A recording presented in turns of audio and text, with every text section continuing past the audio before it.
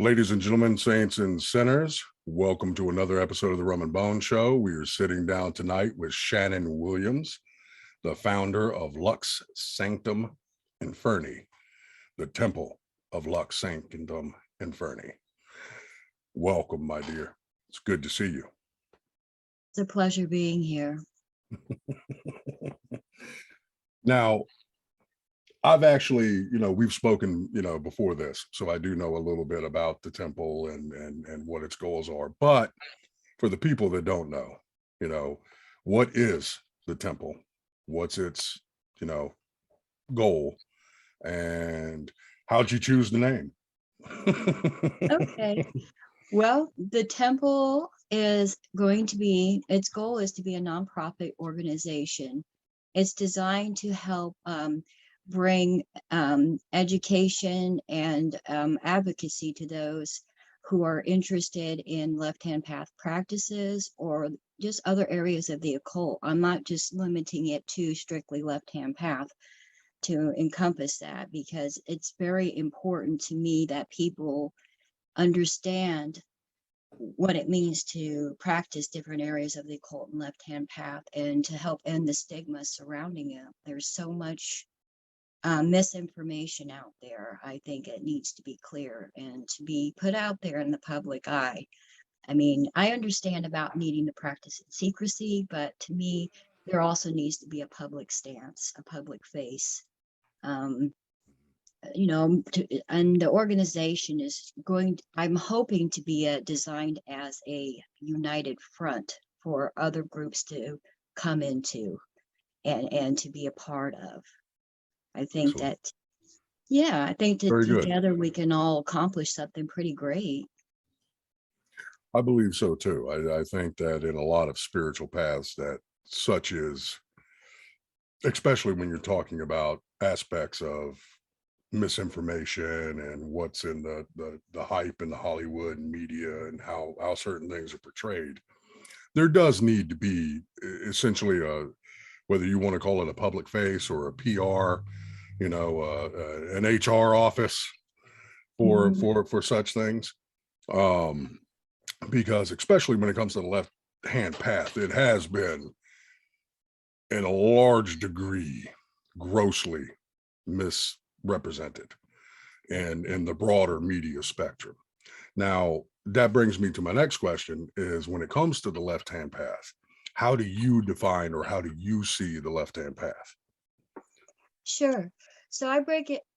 It took me a while to really consider that definition, but I think I've come up with a pretty good explanation. As I understand it to be, left-hand path practices focus more on individual strength and sorcery through the embracing of concepts and ideas which are often considered as taboo. To me, it's a path that teaches an individual that true power comes from within oneself and encourages others to take command of their own destiny through personal accountability. It has people to question their religion, through question religious morals and dogmas in order to find liberation and in turn their own truths. That's what I'm saying. People who follow left-hand path practices, from what I've experienced and for my own self, seek to embrace both the dark and the light in order to use the alchemical formula solve et coagula, which is dissolve and precipitate, confronting the negative and transmuting it into something positive. Very good. That was excellent.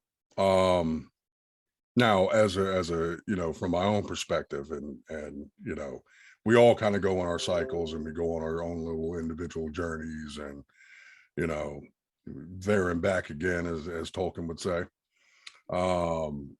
But being a conjurman, I two-handed worker. I work with both hands. One of those being the left hand, and that's what it comes down to. It comes down to to simplify it, to oversimplify it, really, is that when you work with the right hand, that's the workings you do to for the community, for others, that the selfless, right? where it's you giving. When it comes to the left hand, it's your personal, what you do for yourself, your personal strength, your personal healing, your personal, and of course, you have the darker aspects of both sides, because both hands do have their own dark sides. And I Yes. think that's one of the biggest misconceptions when it comes to what you would call the left or right hand paths, is that one's viewed as all good, one's viewed as all dark, or Mhm, one's viewed as all light, one's viewed as all dark. And that's not mhm, the case. They both equally have dark and left sides. mhm. It's just one is more focused on, for example, community and other people, and the other is more focused on personal development and personal growth and personal goals and things of that nature. Ladies and gentlemen, saints and sinners, this episode of the Rum and Bones is brought to you by the good folk at Grey Hedge.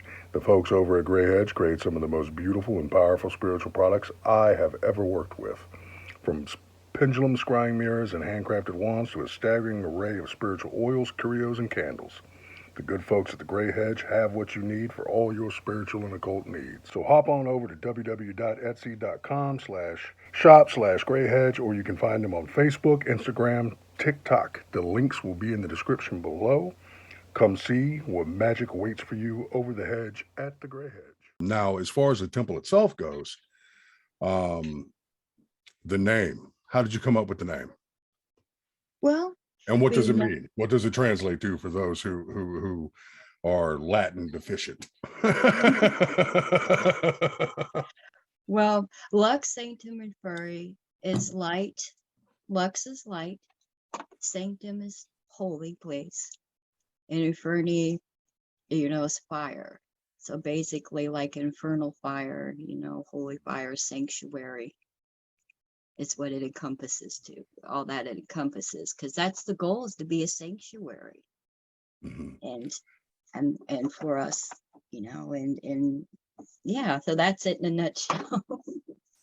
Excellent, excellent. So it's a very it's got the air of not to get biblical, but like, where the snake giving wisdom, and protecting the sacred flame and passing the sacred flame on, and all of that is very good.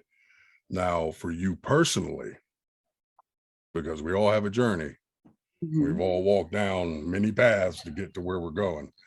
Oh yeah. How did you begin on the spiritual path, and how did you end up on the current path and getting involved with the left hand path? How did you discover your current undertakings? Sure.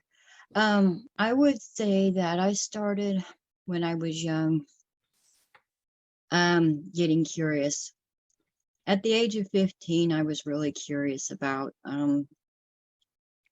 different philosophies. I seen these books of witchcraft in the library, and I'm like, what is this about? Because I was raised in a Presbyterian house, Hmm. and before that, I lived with my mom for a little bit. She was Catholic, and so I had all these ideas in my head, and witchcraft and all that. That's taboo. Don't look. But I'm curious. I don't know. I was just drawn to it, and so I started reading up on it. And I've had a few experiences when I was younger with near death experiences that I've come into contact and know that there was more to it than just what I was being told in the church. I've seen spirits, Well, talked with spirits. not to cut you off. Why don't you tell us a little bit about that? Because that is, and I know in my own teachings and my own work, that near death experiences can be a trigger for gifts and discovering certain things, and because it's one of those things, the old adage, the veil has been opened, so to speak. So why don't you tell us a little more about those experiences and what you saw? Certainly. Um, Even though it was real long ago, I was about two and a half. I still remember it very clear parts of it. Um, And I'm also going on what my mom has told me and filled me in over the years, because there's parts obviously I wouldn't be able to recall. Mhm. But I was two and a half. My mom was going in and putting some laundry. I was on a swing. Apparently there was some cows, in a pond that got my attention. My curious self manages to sneak out and run to the pond while my mom was inside getting some more clothes to put on the line.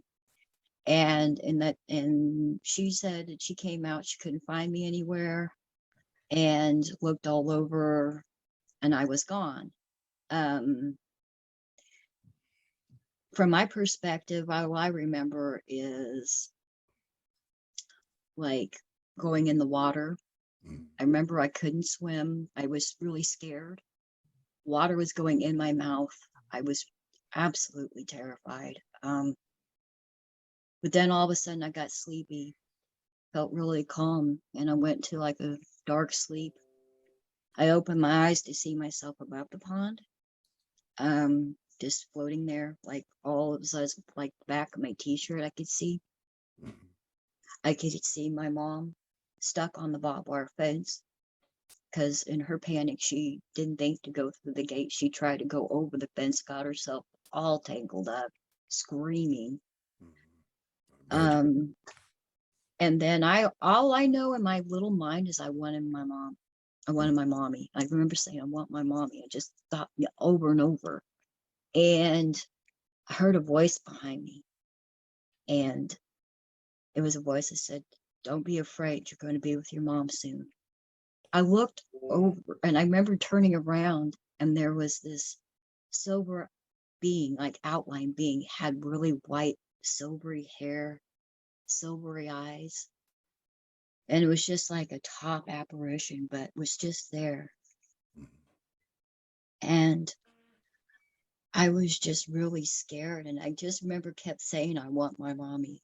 And he's like, you're going to be there soon. Don't be afraid. And I was like, what's your name? And he said his name was Samuel. And I remember that name. And I didn't know. Here I was 2.5, right? And I didn't know anything about that like I do now. But that moment was defining for me.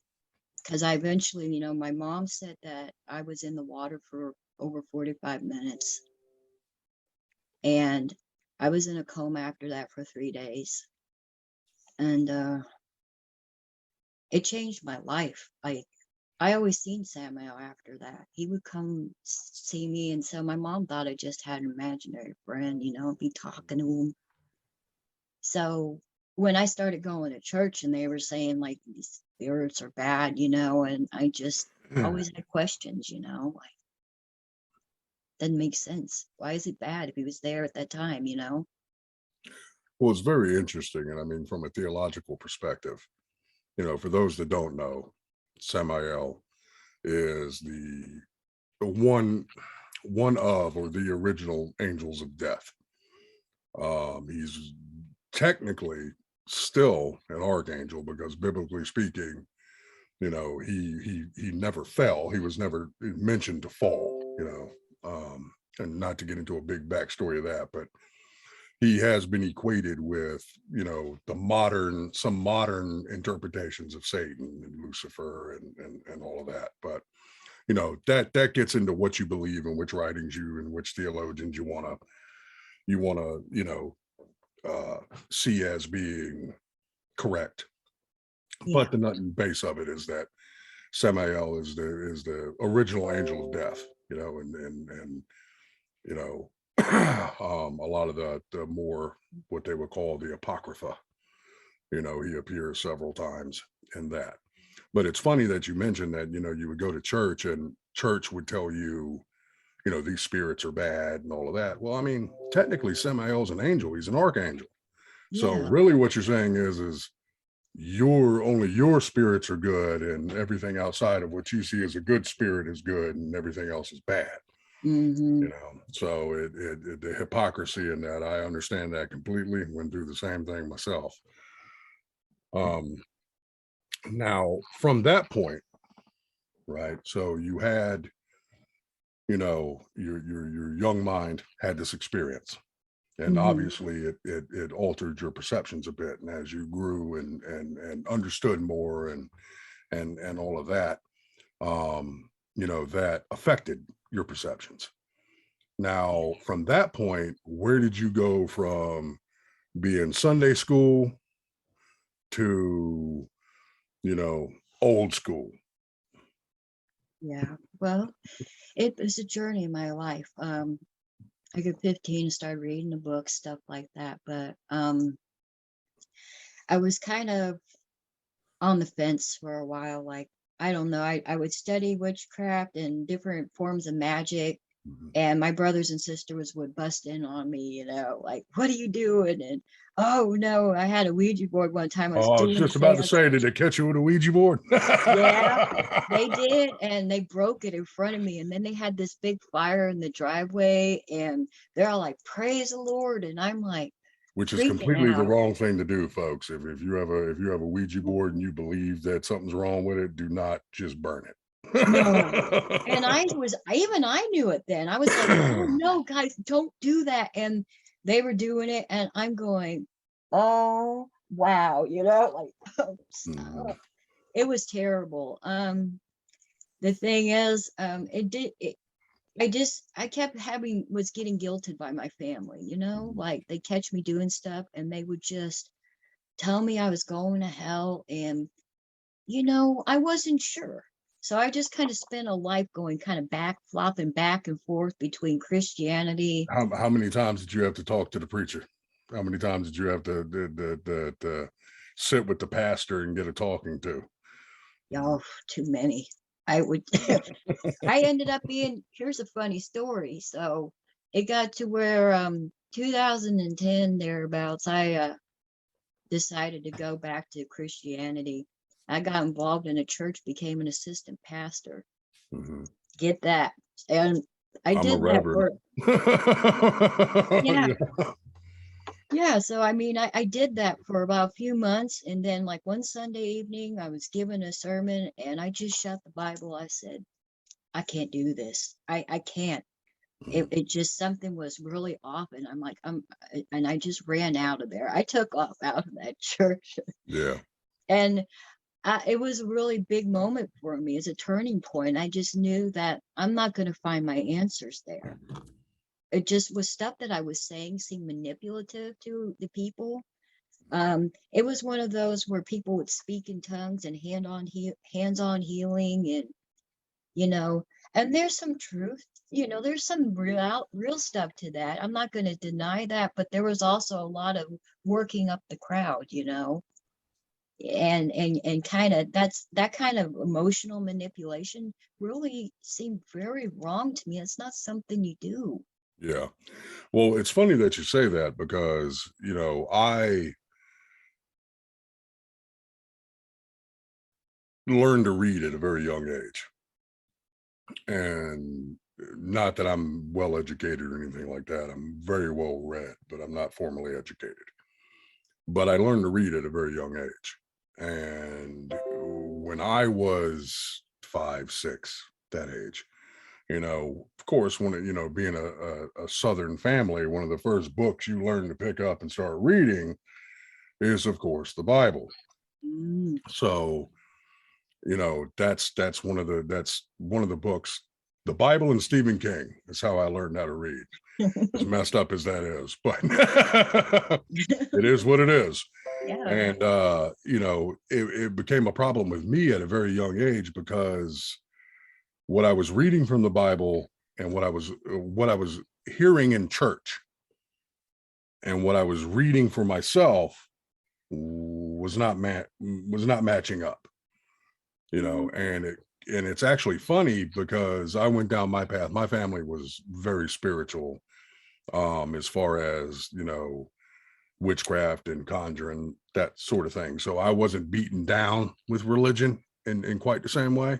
I was allowed to explore and to investigate, which, you know, it was the greatest gift my elders could have given me. Um, but there was a period of time where I threw away the Bible because, you know, I was going on this different path. But after a while, after I had been out there and I had studied, you know, the Goetia, I had studied you know, Keys of Solomon, I had studied Luciferianism, I had studied Satanism, I'd studied Wicca, you know, we all went through that phase. Um, but I came back to, my family was in, ancestrally, I guess you could say, hoodoo and conjure. So I came back to that and kind of rediscovered the Bible. And when you read the Bible, and whether it's the Bible, whether it's the Quran, whether it's the Torah, whether it's the Chronicles of Gilgamesh, once you go out there and you absorb these other perspectives and these other ways of looking at things, and you come back and you look at the text, in a way, you almost understand it better. Yeah. Like I can argue Christian points more now that I'm not a Christian than I could when I was, or sort of. Yeah. You have a deeper understanding because the history, where the Hebrews were coming from. You can recognize the political and cultural side of the Bible versus the philosophical and the religious side of it, because they're all intermixed. And a lot of, when it comes to organized religion, and when it comes to the Catholic Church and even in Judaism and Islam, there is a certain side of these texts that they like to push, depending on what their agendas and what their political perspectives and what their culture, pushes. And when you can look at it from an outside perspective and just read it for what it is, to me, I love the Bible. I own probably 10, 11 of them now, different versions and translations. It does have value. There is philosophy and lessons to be learned in it, but you got to get that outside perspective in order to separate the wheat from the chaff, so to speak. Exactly. I totally agree. There's times I picked it up and I look at it since then, and and reading it with different eyes and going, yeah, just like you said, you once you get to understand the background where they're coming from, then it totally makes a lot more sense. I look at it from a historical context than anything, and I could see what was being said, but I also saw how people were twisting it around too, like to suit certain means, and I'm like, wait, they didn't finish the whole thing. Yeah. There's more to that story. They're skipping verses here. Exactly. That ain't exactly what that meant. Yeah, exactly. Yeah. Then when you think about how many times certain scriptures, like the Bible, the Quran, and the Torah, have been translated, retranslated into multiple different languages, multiple different cultures, multiple different time periods, a lot gets lost in that. It does. And then when you count in the fact that you have the Apocrypha and other works that were done at the same time, and for whatever reason, whatever organization decided that they weren't accurate enough to be included in the big book, and you start reading those and you start comparing to the other cultures that were around at the time, and their stories and their lore and their mythology and all of that, and you start draw lines, it can be a deep rabbit hole that is very eye-opening, but also very, very confusing at the same time. Yeah, definitely. I'm just like going, wow, some people, they don't know, they're using just pieces of it. I'm like, wait, look at this. There's more of it here. There's a lot more to look at. Absolutely.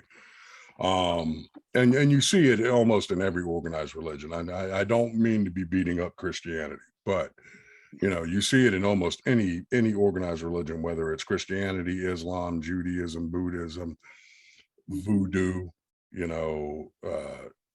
all of that. That you whenever you have an organized religion that operates in that way, you're going to have people that abuse it. You're going to have people that cherry pick. You're going to have people that are going to push their own ideology, their own perspective.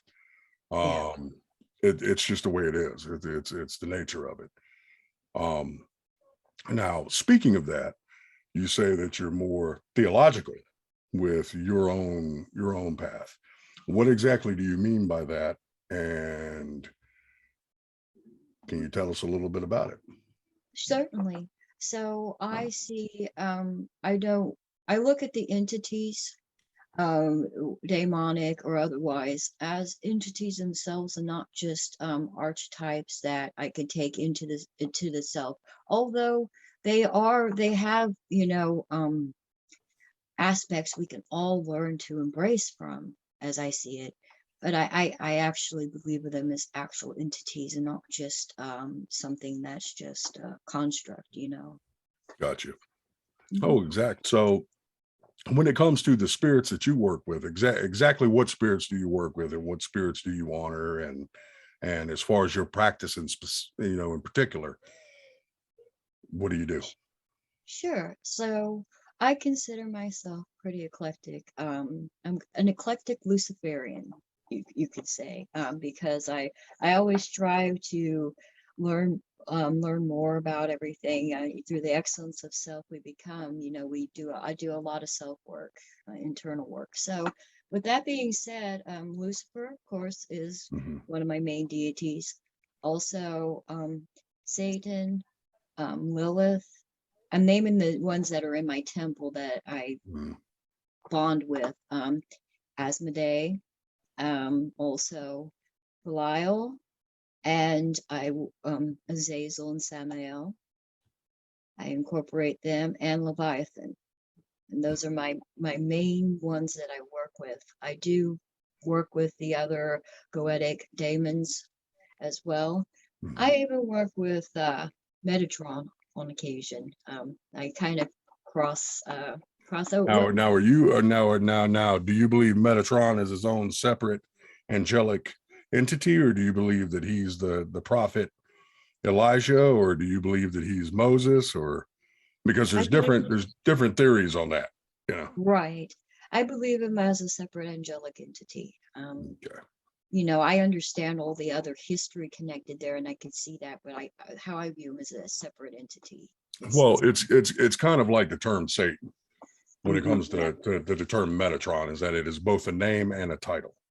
So exactly. you can, you have the Metatron, and then you Mhm. have those who are acting as a Metatron, as in you have the Satan, and you have those who are acting as a Satan or as an adversary or an accuser, or however you choose to define it. So it gets confusing, and that's why I ask.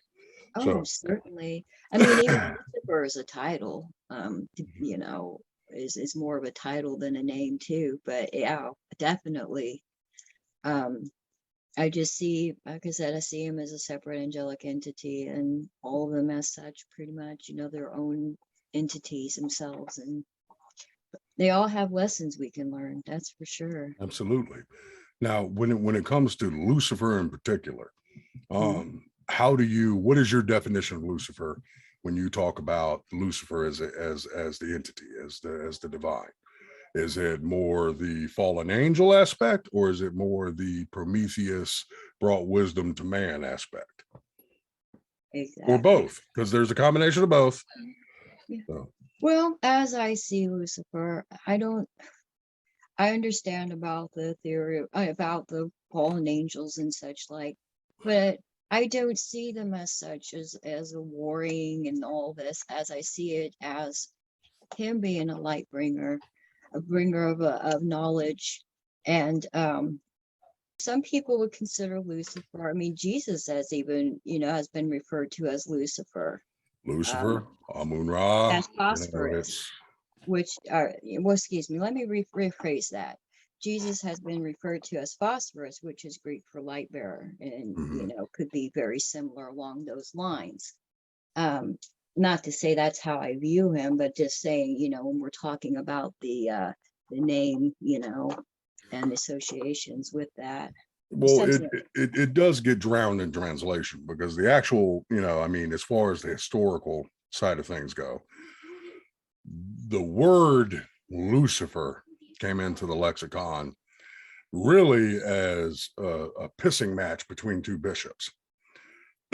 One happened to be named Lucifer, and the other bishop happened to be one of the people working on a new translation of the Bible.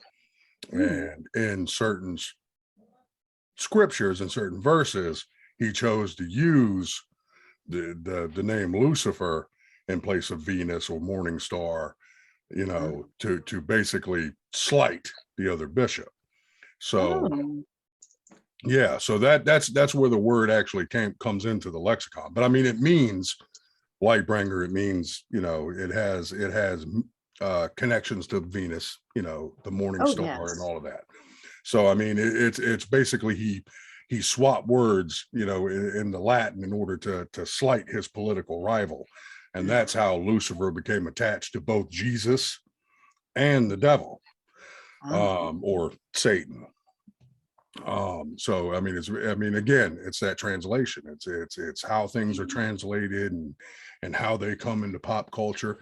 I mean, Lucifer has a nice ring to it. It's a yeah. pretty name, Mhm. and when you attach the meaning to it that it has, I mean, it sounds a lot better than just saying Morning Star every time. Yeah. Or, I mean, it's pretty, as they say. Yeah.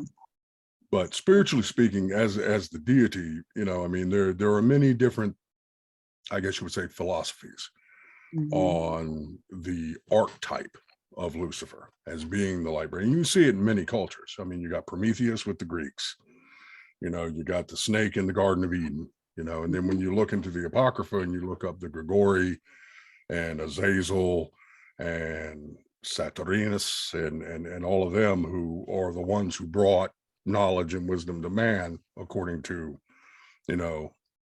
certain apocryphal works, and then you have, in the Chronicles of Gilgamesh, you have certain, Sumerian gods that also filled that role, Ishtar and all of them, who did the same thing. They were taking divine knowledge and giving it to man when they weren't supposed to, or when they were Mhm. told not to. Yeah. And so it's the same theory in multiple cultures. The names change, the mythology changes around it, the stories, are different, Mhm. but it's the same. I guess you would say it's the same theory. It's the same idea, that you had this entity, you had this divine aspect that took divine knowledge and wisdom and Mhm. basically brought it to man, and in doing so took us from being primitive animals Mhm. and gave us the intellect, the wisdom, and the knowledge, and the foolishness that, makes us what we are, that separates us from the platypus, you know. Mhm. And it's very interesting to dive into. And a lot of people have a lot of different ideas on what that entity actually is, and whether, because when you start looking at different aspects and avatars, like for example, Lucifer could be all at the same time Jesus Christ, Yeah. Amun Ra, Mhm. uh, Papa Legba, Yeah. you know, all of those things all at the same time. We could be talking all about the same entity. And that in and of itself, that statement in and of itself is very controversial. I'm sure I'll get yelled at for that. Oh But yeah. when you're talking about the cosmic reality of it, Mhm. you know, it's one of those lines that cross into every culture on earth. So Yes. fundamentally, it cannot be denied. At some point in time, every aspect of humanity has had the same entity, or at least a entity that has filled that role within the mythos, within the lexicon. Yes. So I kind of went off on a rant there. I'm sorry. Oh, don't apologize. You were, speaking true, because I agree with that.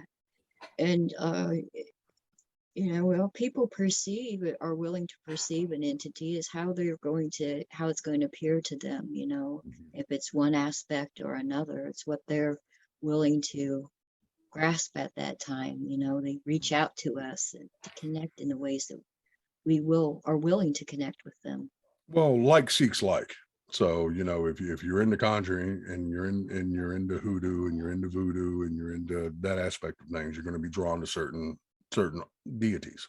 Specifically, like for example, with your practice with Lucifer, right? Hmm. What is it that you do in order to I guess you would say, honor and envision that aspect? What I do is I do my best to um, read as much as I can, get hold of knowledge. When I'm learning something, I have like this big library to fill my mind with knowledge, but not only to fill my mind with knowledge, but to examine that knowledge that I get, to question it, and not just books, but life in general. Dare to question things. You don't just blindly accept something at face value. Learn to look into it. Why is it this way? Why, find out why, and strive to also to be truthful with yourself above all things. I am very glad you said that, because one of the things about the left-hand path that a lot of people tend to miss is that, yes, the left-hand path in a lot of ways is about self-empowerment, right? It's about when you do conjure and you heal your neighbor, because your neighbor's a good person, and you do some healing work, because that's the right-hand path. When you do some lucky, when you make that greed to make you a little lucky at a casino, that's the left-hand path. But what a lot of, because you're serving the self, you're empowering yourself. What a lot of people miss about that, though, is that with the left-hand path, that is, and certain things have gotten popular in the mainstream these days, and they call it shadow work, and they use different terms to describe it.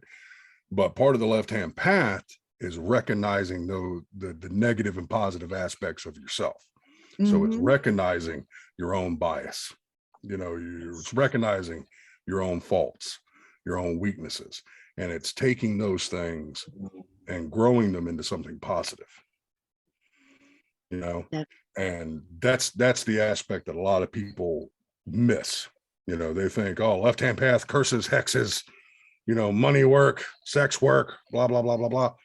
But they miss the again, that flip side of the coin, that it is about healing your own traumas, recognizing your own faults, growing from it, turning those negatives into a positive. Turn your ego into ambition. Yes. Turn your ambition into abundance. And then once you turn your ambition into abundance, you can take your abundance and you can split it and use the right hand and use some of it for charity. Both hands serve each other in the end.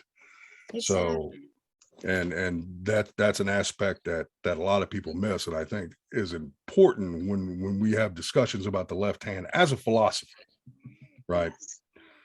That we recognize these things and that we promote those aspects of it, because everybody likes the good shit. Everybody wants to see you nail some, hammer some nails into a cow's tongue, and everybody likes to see, the puppet work and all of that when it comes to cursing and stuff. That's the fun stuff. It looks cool. You can take cool pictures of it and put it on TikTok. But that's one very small aspect of the left-hand path. You can do curses and stuff on the right hand too. Yeah. I mean, how many curses did, Yahweh or Elohim hand out in the Bible? The flood, the plagues of Egypt, it's a thing. You can even curse as a blessing. I mean, you bless somebody, it could be a curse to them. There's all kinds of ways that works. King Midas, the golden touch. You know what I mean? It is definitely a thing, and it's more both the right hand and the left hand. I mean, when it comes to the philosophical and practical applications of it, are very much more nuanced than I think have been represented in most modern popular culture and media. And it's good that there are people like you that are willing to, open those doors and because a lot of the left hand, a lot of witchcraft in general, whether right or left, is kept in secrecy, and for good reasons. There are reasons for that. Oh yeah. But it is good that we are now reaching a stage where we can be, have that public face, have that HR center where we can, teach and get at least the rudimentary truthful aspects of it out there, rather than learning about the left-hand path from movies and popular culture and all of that. So on that note, I commend you greatly for taking that foot out there and doing the damn thing. As far as the temple itself, and I know that you are the founder, correct? Yes. And you have a presence both on Facebook, Spotify, and YouTube, I believe, as well. Yes, I do, and TikTok and even Amazon is All the hosting some places. yeah, trying to get All the coverage. places. Yep, you got to these days. Yeah. Now, as far as the temple itself, Mhm. what are your goals as far as where you want, what, for one, why you founded the temple, right? Which I know we covered a little bit, but where you hope to see it, what you hope for it to grow into. Certainly. My vision for it is for it to actually right now my temple is a room upstairs, but hopefully to have it grow where it has its own building, and I can invite people in from the public to come and have conversations. Um, I can have a membership there, people who want to join and participate, have ritual there. Um, I want it to be a place where it'll give people to speak openly to the public, to address the public in a good setting, because it would be similar as the Christians have their churches and other religions, and so should we have open temples as well, and have people be able to come in as freely as they would the other churches, and just to find out what we're about. And I understand the need why people want to keep things secretive, and I'm not trying to have everybody spill all the secrets out. That's not what I'm trying. I'm just trying to help make people more comfortable with, and have a deeper understanding of the left-hand path, and know that we also do good things. We believe in that. We believe it is through healing ourselves, and also we do help others. Most of people that I've met that are on the left-hand path care a great deal about people and others, and want to help at the same time. Ladies and gentlemen, saints and sinners, this episode of the Rum and Bones is brought to you by the good folk at Grey Hedge. The folks over at Grey Hedge create some of the most beautiful and powerful spiritual products I have ever worked with. From pendulum scrying mirrors and handcrafted wands to a staggering array of spiritual oils, curios, and candles. The good folks at the Grey Hedge have what you need for all your spiritual and occult needs. So hop on over to www.etsy.com/shop/Grey Hedge, or you can find them on Facebook, Instagram, TikTok. The links will be in the description below. Come see what magic awaits for you over the hedge at the Grey Hedge. But to have a place that's open for the public, so people can come and learn and get together and have that sense of community and Yeah. support. Whether they choose to what do they call it in the Christian church, to join the congregation, Yeah. or to decide, okay, well, I like these aspects. Let me go look at Luciferianism. Let me go look at, Anton LaVey, Church of Satan. Let me go, look into Crowley. Let me go look at, to have that sense of community and support, and that launch pad really of getting into a more free thinking thought form. Exactly. I think is very important. I think it's very important. I think that as far as the witchcraft community in general, that it's something that we've been lacking, that we are slowly, and you see it popping up in different traditions, but it's something that we're headed to. And I think is a very awesome thing. And I seek to support it where I can. And as far as the temple, I do plan on becoming a member myself. I think it's a good thing. Now, do you seek to branch out into other branches? Like I know that your main base is in Kansas City. Hmm. Do you seek to open up into other regions, or I mean, is that something that you're looking into? Yes, as the temple grows, I seek to, make more organizations, more branches of it, so that way it can spread throughout. I think it's important to have, that people have local bases they can go to, local temples they can attend, and to be able to connect, and I would love to see that happen because, to start a good thing, it's so important, It and is. I feel it's so important. I agree fully. Now, as far as what you're looking for right now, because I know other than just membership, you're also looking for content creators. You're looking for people who are walking the left-hand path that may need a platform or don't have a platform, but would like to have a place where they can go and they can share their ideas and they can share their knowledge. What are you looking for on that level?